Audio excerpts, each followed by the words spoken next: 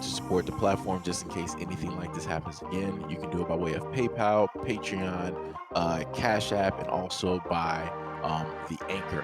And you can also further support the platform by way of going to the Teespring store or the shoe store that is located in the comment section below.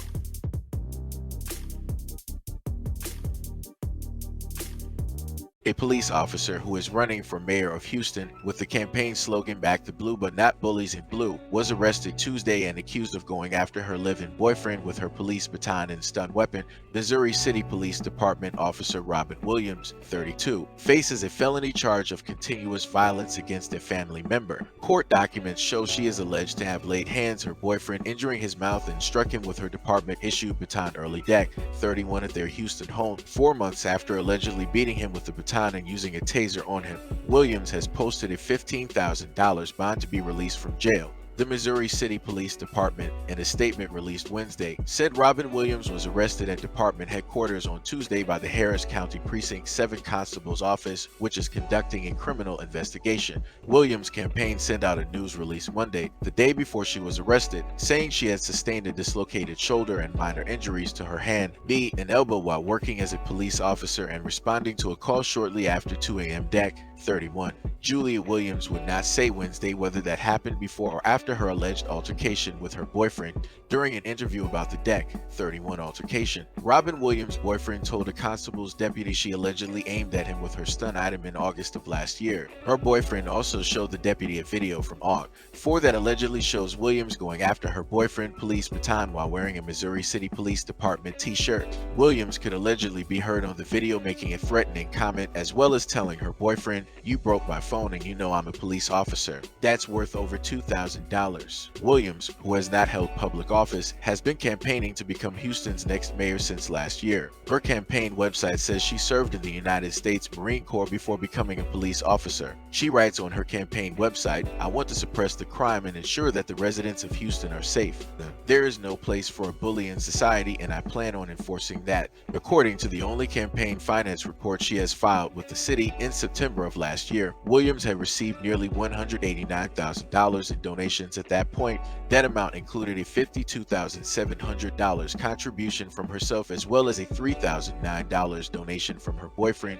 So this is what they had to state in one of the articles. From what we know, 1 in 3 men are victims of DV, but the number could be bigger because oftentimes there is a stereotype, a stigma, that men will not report their DV situation to authorities or to others or to their friends because they're ashamed or they're embarrassed.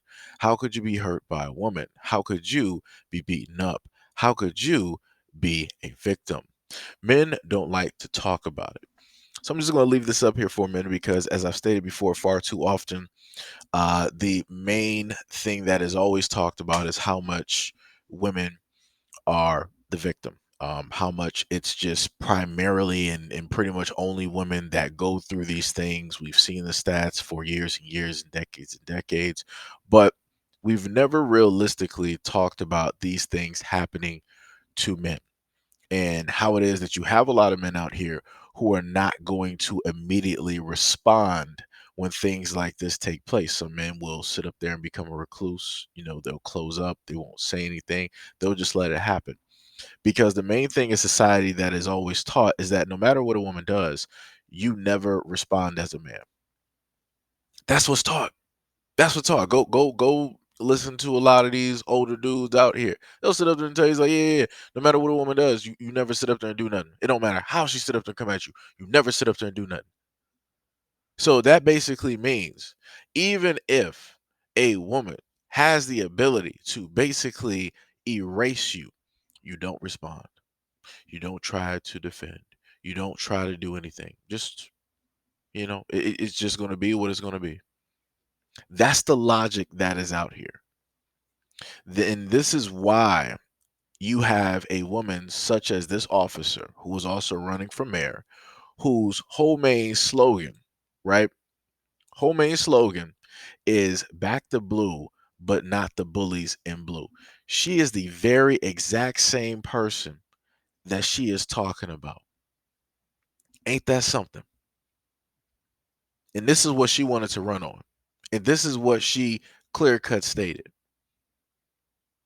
But as I have stated time and time and time again, and I told women this, I'm like, yo, y'all can keep saying the things that y'all want to basically state about men. Men are the greatest evil. They're the greatest criminals. All this other type of stuff, right? Men are the perpetrators. Women are the victims, right? In the moment of time that you keep spinning and telling that story long enough for it to just become 100% fact, this is when your sons, your brothers, your fathers, your grandfathers, your uncles, your male best friends are going to become victim to things like this. And y'all only going to have yourselves to blame because you want to just portray the world as this type of thing where just everybody's just solely, after you. You're the only ones that, in a sense, go through these things. As I stated before, how many of you guys have talked to your sons? How many guys have talked to your brothers, your uncles, your grandfathers, your best friends, right? How many of you have talked to any of the important men in your lives to ask and see if they are okay, if they are going through anything, if they need a safe space in order to feel comfortable enough to talk, where it is that they're not going to be deemed not masculine, where they're not going to be deemed not strong enough, where they're not going to be deemed as weak, where they're not going to automatically be laughed at or, considered a laughing stock. So, I don't know what else to tell you, but I promise you this, there's going to be a lot of those female platforms out there that aren't going to highlight this story. And this is a woman that is in a powerful position. I'm pretty sure she has, a little bit of pull. I'm pretty sure she can do certain things, but the problem is she went against the code. She went against the boys club, right? She said, in a sense, don't back all cops. She said, back the good ones and not the ones wearing the uniform, the bullies. So she already caused a divide by her own admission, by how it is that she wanted to, create this platform to directly run on. She wanted to try to differentiate herself from the bullies, but inevitably, she was the exact same person that she spoke of. So, my question is this: if you have a man that is in a position where he is with a woman of power and he is going through situations such as this, what are people going to tell him? What do people automatically think that he should do? Because whenever stories like this come up, you're not going to hear women talk about, oh yeah, he needs to run, he needs to get a restraining order, he needs to, get as far away from her as possible. He needs not to be with her. I know it's going to be tough, but you have to sit up there and just let it go. And all, you're not really going to hear women say that. You're not really going to hear women say that. And the times that I've brought up stories like this, I can't really say that I 100% recall of fields of women coming through to advocate for the safety of that men or men who go through these things or young boys who go through these things.